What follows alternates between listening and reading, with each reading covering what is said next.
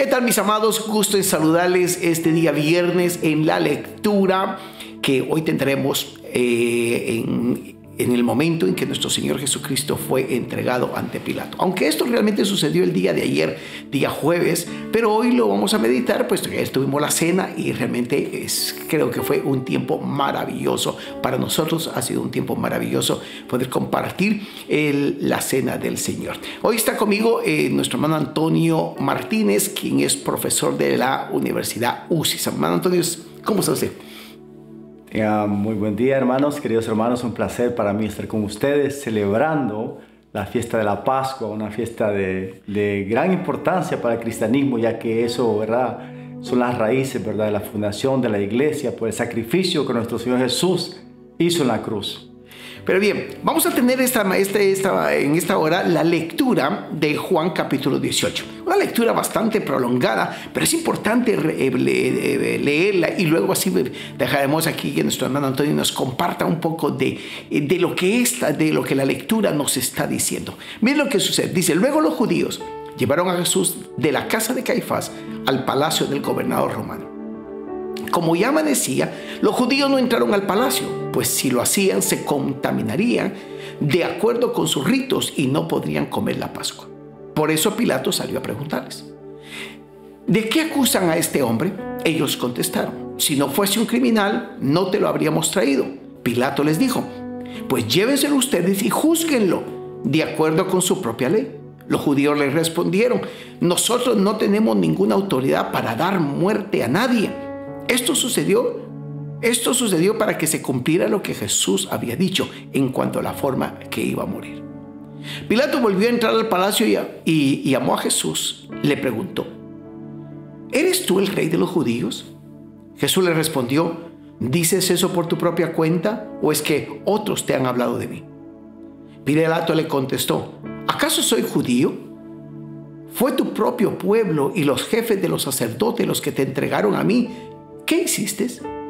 Jesús contestó, mi reino no es de este mundo. Si lo fuera, mis servidores pelearían para que no me entregaran a los judíos. Pero mi reino no es de este mundo. Pilato le dijo, entonces eres rey. Jesús le respondió, tú eres el que dices que soy rey. Y yo para esto nací y vine al mundo, para hablar de la verdad. Todo el que está de parte de la verdad me escucha. Pilato preguntó, ¿y qué es la verdad? Luego de decir esto, salió otra vez a ver a los judíos. Él dijo, yo no encuentro a este culpable de nada, pero como ustedes tienen la costumbre de que yo libre a un preso durante la Pascua, ¿quieren que libere al rey de los judíos? Ellos volvieron a gritar, no sueltes a Barrabás. No sueltes a este, suelta a Barrabás. Y Barrabás era un bandido. Mi hermano Antonio, ¿qué opina usted después de haber leído esta lectura? Puesto que aquí estamos ante un juicio que realmente era totalmente legal, puesto que Pilato fungía el rol de ser el juez supremo en ese momento en la nación de Israel. ¿Qué encontramos acá que usted nos pudiera compartir? Algo interesante, apóstol, es que para el pueblo judío y especialmente para los líderes religiosos de ese momento, no cuadraba en su forma de pensar que Cristo fuera el Mesías prometido a la nación de Israel, ya que Cristo fue prometiendo libertad espiritual, algo que ellos esperaban a un libertador político, alguien que los librara del yugo romano, algo opuesto a los principios que vino Cristo a establecer, que Cristo sí vendrá a establecer un reino terrenal. Esto será en el milenio, por supuesto, pero la misión de Él principal hace 2000 años, cuando Él vino, fue para traer, hermanos, una reconciliación entre Dios y el hombre, convirtiéndose Cristo en el único puente que nos da acceso al Padre. Ahora, pero en este tema, antes de que lleguemos a la parte de la salvación, hay algunos puntos bien importantes. Porque leemos de que Pilato sí tenía una buena interpretación. Nótese que Pilato tenía una buena interpretación si se lo habían dicho. Porque él dice, es que dicen que tú eres el rey de ellos. Y esa posición me parece interesante porque Pilato prácticamente tenía un conocimiento bastante claro. O sea, este juez prácticamente había indagado para poder hacer una acusación de esta manera. Pero es interesante ver que los judíos vienen y lo que hacen es desechar al Mesías. Porque notemos que era necesario desechar al Mesías porque, como dice Juan, ¿se recuerda cuando dice Juan, a los suyos vino y los suyos no le recibieron? Y aquí es donde entra la iglesia. Y los que le recibieron nos dieron potestad de ser hechos hijos de Dios. Ahora, ¿nos podría compartir qué cree que Pilato sintió en ese momento? Porque Pilato tuvo un problema serio ahí. Es algo interesante porque realmente, ¿verdad? Siendo los judíos, ¿verdad? Los cuidadores, ¿verdad? De la ley de Dios, que ha sido de todo el tiempo. Ellos fueron a quienes Dios les entregó el cuidado de su ley. Ellos no captaron ese regalo que Dios les estaba dando, pero pareciera que el pueblo gentil sí lo captó. ¿Ok? Entonces vemos que el endurecimiento, la ceguez que había en ellos espiritual, fue como de parte de Dios permitida para darle oportunidad a que los gentiles alcanzaran salvación. Y por supuesto los judíos están como puestos en un stand-by, que vendrá su tiempo en el cual toda la nación de Israel, dice la Biblia, que serán salvos, que los ojos de ellos serán abiertos y verán el gran error que hicieron sus antepasados y reconocerán que no hay salvación que solamente en Jesús. Ahora, interesante que las tradiciones, la tradición religiosa de parte del mundo gentil ha sido culpar a los judíos de que ellos mataron a Jesús. ¿Será que los judíos fueron los que mataron a Jesús? Pareciera que fue así, ¿ok? Pero sabe que los judíos son tan culpables como nosotros los gentiles. Porque si bien ellos lo acusaron falsamente de cosas que no eran ciertas, quienes ejecutaron su muerte fueron los gentiles. Así que yo pienso que tanto los unos como los otros, ¿ok?, pecamos en cuanto a la muerte de nuestro Señor Jesucristo, dándonos a entender que tanto los unos como los otros necesitamos del Mesías. Claro, y sobre todo que en Isaías 53 dice, Él fue molido por nuestras transgresiones. O sea, no fueron los judíos los que lo mataron. No, ellos no fueron. La razón por la cual Cristo fue a la cruz y muere en manos de los gentiles, porque fue en manos de los romanos, no fue ni por culpa de los que lo entregaron, ni por culpa de los que lo mataron, sino fue por culpa de todos nosotros. Amén. Porque sí, acuérdense que, apóstol, que el pecado del hombre para el Padre, eso sigue siendo algo muy serio.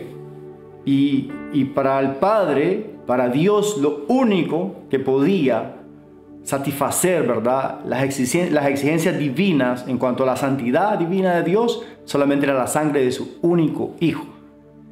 Y esto, hermanos, también nos dice Romanos, ¿verdad?, que si Dios nos entregó a su único Hijo, ¿verdad?, ¿cómo no nos dará también las demás cosas? Dándonos también acceso a la salvación, ¿verdad?, a todos los beneficios que ello conlleva, porque nos convertimos en hijos de Dios.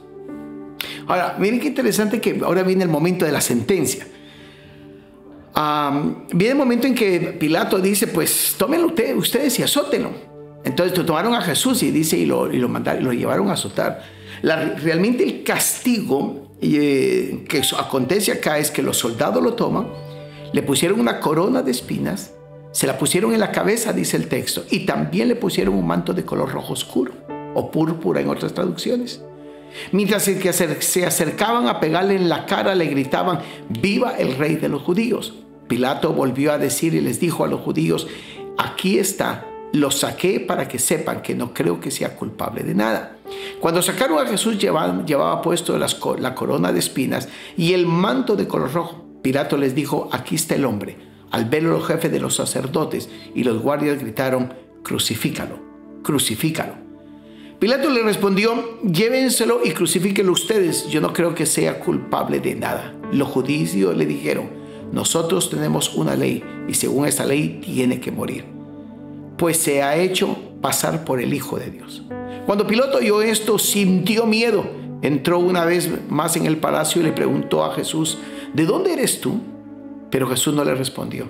Pilato le dijo: ¿no me vas a hablar? ¿No te das cuenta que tengo poder para ponerte en libertad o para mandar que te crucifique? Jesús le contestó: no tendrías ningún poder sobre mí si no se te hubiera dado de arriba. Por eso el que me entregó a ti es culpable de un pecado más grande. Desde ese momento Pilato trató de poner en libertad a Jesús, pero los judíos gritaban: si dejas en libertad a este hombre, no eres amigo del emperador. Cualquiera que quiera ser rey es enemigo del emperador. Al oír esto, Pilato llevó afuera a Jesús y se sentó en el tribunal en un lugar llamado Gábata, que en arameo significa empedrado. Era cerca del mediodía, un día antes de la Pascua. Pilato les dijo a los judíos: aquí tienen a su rey. Ellos gritaron: fuera, fuera, crucifícalo. Pilato les respondió: ¿creen que voy a crucificar a su rey? Los jefes de los sacerdotes contestaron: nuestro único rey es el emperador romano. Entonces Pilato se los entregó para que lo crucificaran y los soldados se lo llevaron. Ahora, esta profecía de Isaías se cumple, pero con una exactitud. Y es interesante que los judíos, uno de los profetas más importantes es el profeta Isaías. Uno de los más importantes para ellos es Isaías. Porque Isaías tiene mucha luz de lo que cómo Dios va a restaurar en los años por venir. Pero aún conociendo Isaías 53, no lo pudieron entender. ¿Qué nos puede dar de Isaías 53? Bueno, cuando usted decía, ¿verdad? Isaías 53:1, ¿verdad? Que dice que Jesús, ¿verdad? Isaías, acuérdense que fue escrito, ¿verdad? 700 años antes de que el Mesías naciera. Isaías estaba dando con gran exactitud los acontecimientos de sufrimiento que Cristo iba a pasar a través de todo ese proceso de la cruz.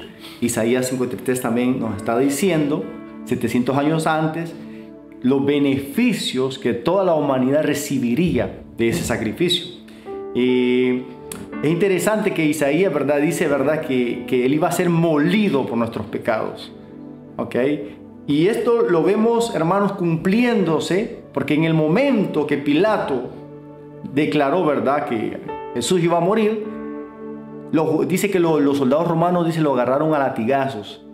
Y recordemos que los látigos de los romanos, ¿verdad?, en ese tiempo, tenían en su extremidad unos pedazos de hueso y de metal, ¿okay?, de plomo, que cuando el soldado romano, hermanos, golpeaba a la persona, arrancaba los pedazos de piel y a veces hasta de carne venían con esos huesos.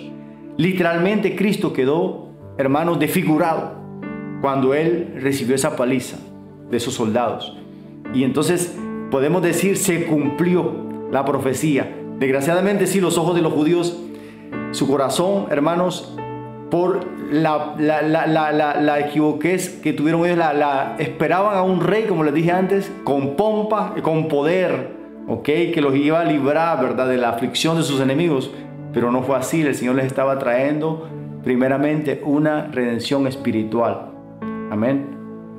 Qué bueno, mis amados. Miren, esta lectura es muy interesante, puesto que nos ubica en un hecho histórico que, ante todo, tenemos que tomar en cuenta este hecho histórico que lo testifican los evangelios, que lo testificaron más de 500 personas que vieron, que también dieron testimonio de la muerte y la resurrección de nuestro Señor Jesús.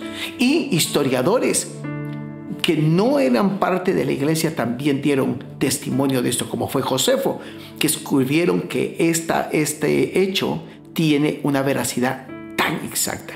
Y por eso es de que es maravilloso celebrar la Pascua, porque celebramos la gran misericordia de Dios. Dios cargó el pecado de la humanidad sobre nuestro Señor Jesucristo. Aquí estamos ya en la crucifixión, en el momento en que nuestro Señor Jesús fue llevado a la cruz.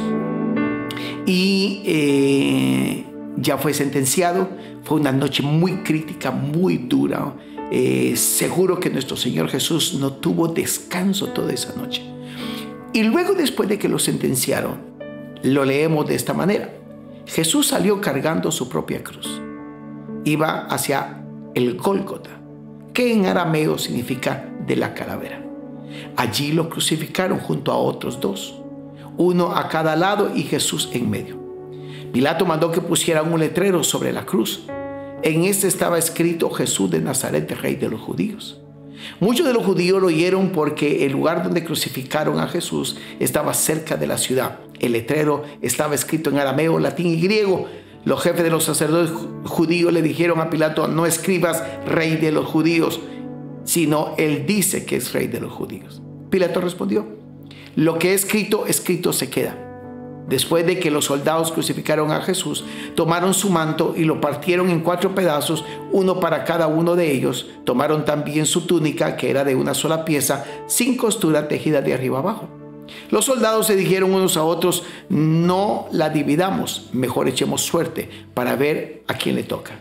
Y así lo hicieron, y de esta forma se cumplió la escritura que dice: se repartieron mi manto y sobre mi túnica echaron suertes. Junto a la cruz de Jesús estaba su madre, la hermana de su madre, María, la esposa de Cleofas, y María Magdalena. Cuando Jesús vio a su madre y junto a ella al discípulo a quien él quería mucho, dijo a su madre: mujer, ahí tienes a tu hijo. Luego él le dijo al discípulo: ahí tienes a tu madre. Desde ese momento ese discípulo la recibió en su casa. Después de esto, como Jesús sabía que ya todo había terminado y para que se cumpliera la escritura, dijo: tengo sed. Había allí un jarro lleno de vinagre, así que empaparon una esponja en el vinagre, la pusieron en una caña y se la acercaron a la boca. Al probar Jesús el vinagre, dijo: consumado es, o todo está cumplido. Luego inclinó la cabeza y entregó el espíritu. Era un día antes de la Pascua. Los judíos no querían que los cuerpos siguieran colgados en la cruz en sábado, porque este era un día muy solemne. Por eso le pidieron a Pilato ordenar que les quebraran las piernas y a los crucificados, y bajaron sus cuerpos. Los soldados fueron y le quebraron las piernas al primer hombre que habían crucificado con Jesús y luego al otro. Y cuando se acercaron a Jesús, se dieron cuenta que ya estaba muerto. Por eso no le quebraron las piernas. Pero un soldado les atravesó el costado con una lanza y en ese momento le salió sangre y agua. El que dice esto es el que lo vio, y lo que dice es verdad. El que sabe que dice la verdad, para que también ustedes crean. Estas cosas sucedieron para que se cumpliera la escritura: no le quebraron ningún hueso. Y como dice en otra parte de la escritura: mirarán al que traspasaron. Ahora miren qué interesante. En ese momento de la crucifixión se cumplieron muchas palabras proféticas. Pero hablemos un poquito de ese momento del Gólgota. Cuéntenos. Bueno, hecho de remarcar, ¿verdad?, que una de las peores muertes que un ser humano podía recibir en ese tiempo era la crucifixión. De hecho, la Biblia dice: maldito todo aquel que perece, ¿verdad?, que muere en un madero. Y una profecía, ¿verdad?, que había sobre Jesús es que él perecería, ¿verdad?, con los inicuos, sería su muerte. Y de hecho lo condenaron como a un malhechor y lo crucificaron entre 2 malhechores. ¿Okay? Es interesante porque él, dice la Biblia, que él dice que nunca él abrió su boca para defenderse, nunca se quejó. Al contrario, vemos en la cruz a un Cristo perdonando a sus verdugos, dándonos ejemplo como creyentes a nosotros del perdón, ¿verdad?, aquellos que nos ofenden. Y sabe, otro ejemplo fantástico que me sorprende de la cruz de Cristo, hermanos, es el ejemplo evangelístico que el Señor Jesús nos dejó. Porque sabe que las almas siempre han sido y siempre serán para Dios prioridad. Y Cristo, vemos desde su inicio del ministerio hasta su final en la cruz, en sus últimos momentos de vida, Él estaba ganando una alma, ¿verdad? Vemos que se ganó a uno de los crucificados para Él. Así que, hermanos, también nosotros, y sigue siendo para Dios la prioridad, y ahora Dios nos quiere usar a nosotros para ganar las almas para Cristo, para seguir, hermanos, llevando todo aquel, hermanos, que está agobiado, para que le ilumine la luz de Cristo, ¿verdad? Y pueda esa persona, pues, en el día postero recibirse vida eterna. Hermanos, es interesante ver el paralelismo que se hace, ¿verdad?, entre Cristo y la Pascua, ¿verdad? Recordemos, ¿verdad?, que la Pascua, la primera Pascua, ¿verdad?, que se celebró, la nación de Israel la celebró, fue cuando salieron de Egipto, y una ordenanza que ellos tenían era de sacrificar un cordero. Y ese cordero, hermanos, debía ser sacrificado, dice la Biblia, entre las 2 tardes. ¿Qué quiere decir eso? Exactamente a las 3 de la tarde. Dice la Biblia que a Jesús lo crucificaron como a eso de la hora sexta. La hora sexta era eso del mediodía. Dice la Biblia que a la hora 9 Él expiró. Jesús, hermano, expiró entregando su vida en el mismo momento cuando las familias de los judíos, hermanos, estaban sacrificando el Cordero Pascual para celebrar la Pascua. Pero ahora venía Dios, hermanos, con el Cordero de Dios que quita el pecado del mundo, dice Juan, en Jesús, hermanos, sacrificando el Cordero para darnos vida y llevando a la humanidad a un nuevo pacto de gracia. ¿Saben qué es otra cosa que quiero remarcar porque estuve en el lugar de los hechos? Es que de donde estaba el pretorio, donde fue juzgado el Señor Jesús, hacia donde se considera que fue el lugar de la cruz, es un camino de más o menos 700 metros. Que cualquiera puede decir 700 metros, no es ni 1 kilómetro. Pero en las condiciones que nuestro Señor ya había vivido. Recuerden que desde un día antes había estado siendo golpeado, expuesto al cansancio, expuesto al vituperio, expuesto a una serie de situaciones que lo habían desgastado. Entonces, cuando le pusieron la cruz y él empieza a caminar esos 700 metros aproximadamente, definitivamente él iba pero reventado del dolor y de todo lo que habían hecho en él. Ahora, si algo es también interesante notar en esto, es que el Señor en la cruz, lo que él hizo fue ver y hacer que todas las palabras proféticas se cumplieran. Ahora, esto es importante, porque las evidencias por las cuales afirmamos que Cristo es el Mesías es por el cumplimiento profético que se tiene a lo largo de la Escritura. El cumplimiento de que lo traspasaron. ¿Y qué dice el profeta? Dice que el profeta Malaquías dice que vendrá el día cuando Cristo venga y los judíos le digan: ¿Qué son estas heridas que tienes en tus manos? Y él dirá: en la casa de mis hermanos me la hicieron. O sea, el cumplimiento de un profeta que vio a años por venir lo que acontecería a Cristo, y hay años cuando los judíos una vez vuelvan a ser restaurados. Porque aunque como dice el apóstol Pablo, dice que en parte el pueblo judío está sufriendo un endurecimiento para salvar Dios a todo el mundo, pero viene el día en que todos volverán. Y esta es una de las profecías que van a ver a nuestro Señor Jesucristo ver sus heridas, y así volverán a cumplir. Ahora, hay algo que quisiera que meditáramos, que ha sido una controversia desde algunos siglos atrás. Es cuando el Señor Jesús le dice a Juan, que creemos que fue a Juan, y le dice al discípulo: he ahí tu madre. Y Jesús estaba hablando de su madre, de María, y le dice: he ahí tu madre. Entonces, y a ella le dice: he ahí tu hijo. Entonces, vemos que ahí hay una transferencia, pero ¿por qué la haría? Platiquemos de eso. ¿Por qué Jesús hace esa transferencia en ese momento? Es una pregunta interesante, ¿no? Nos reímos porque es una pregunta que realmente sobre eso se ha hecho un cuestionamiento de que... Inclusive siempre la misma yo me he cuestionado por qué le dijo Jesús: he ahí tu madre. Exactamente. Madre de tu hijo. Pero dice, desde aquel momento también el discípulo la tomó, la recibió en su casa. Exactamente. Pero de eso se desarrolló una doctrina de más o menos allá por el año 300, creo que fue, no, un poquito después del año 300, se desarrolla en una doctrina donde se considera que María es la madre de Dios.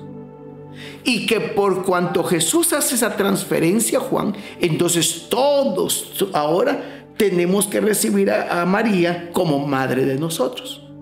Ese es un argumento que hay. Pero notemos, lo quiero remarcar porque es importante verlo, que Jesús en esta transferencia que está haciendo está cerrando el capítulo de su humanidad. Porque es lo que el Señor está haciendo. Él está cerrando el capítulo de su humanidad. Recordemos que Él nació del vientre de María, pero no fue el único hijo. Y María no solo tuvo un hijo, Él era su primogénito, pero no era su unigénito. el unigénito es del Padre.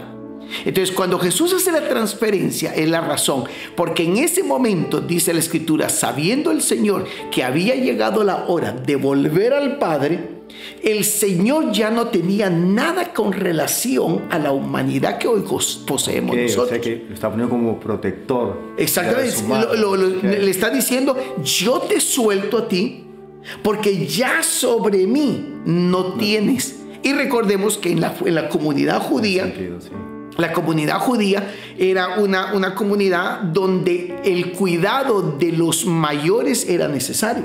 Entonces Jesús está aplicando un principio familiar y de la sociedad judía que se tenía que cumplir ahí. Por eso es que le hace la transferencia. Pero en esa transferencia no nos dice que ella es nuestra madre. No, lo que el Señor Jesús está diciendo, estoy ya rompiendo el ciclo de mi humanidad, porque como dice el apóstol Pablo también, si alguien conoció a Cristo en la carne, él ya no es así.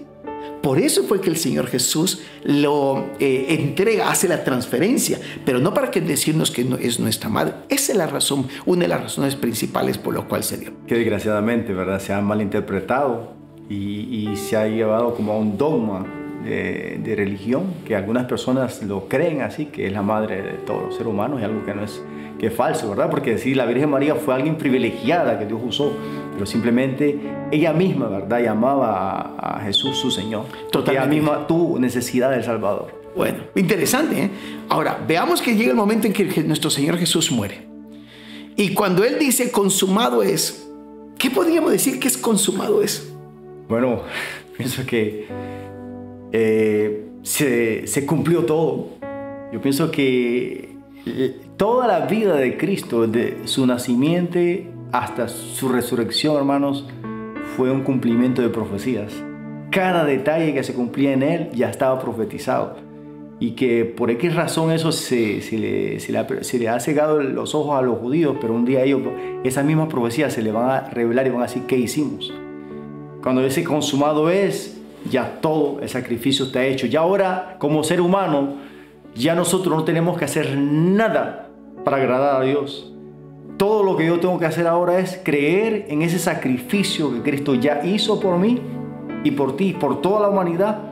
Y eso, hermano, automáticamente me trae acceso a Dios. Que cuando, de hecho, fue el cumplimiento de otra profecía, ¿verdad? Que como ya eran los preparativos de la Pascua, cuando al Señor lo crucificaron, y acuérdense que los crucificados a veces podían durar días. Si la persona era fuerte y robusta, podía durar días guindado ahí agonizando. Pero como ya venía la celebración de la Pascua, un día de solemnidad, los jefes religiosos de Israel fueron a ver a Herodes y le dijeron, tienes que acelerar la muerte de estos porque no pueden estar colgados en una fiesta tan solemne como lo es la Pascua. Y los romanos lo que hacían para acelerar la muerte era que les quebraban las piernas. ¿Ok? ¿Qué es lo que hacía esto?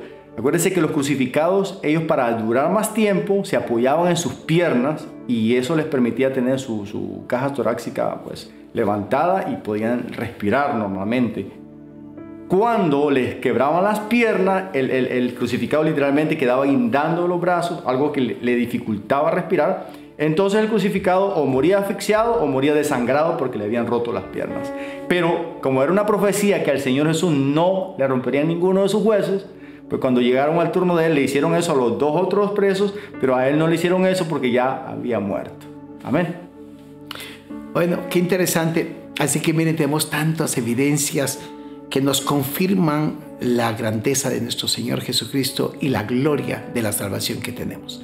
Pero bien, les amamos y sigamos en esta lectura. Recordemos que mañana sábado tendremos nuestro concierto, un concierto de celebrar al Señor, no te lo puedes perder, 6 de la tarde, y domingo celebraremos la resurrección de nuestro Señor Jesucristo. Bueno, Antonio, muchas gracias. Gracias, apóstol. Y saludos a todos mis amados. Bendiciones.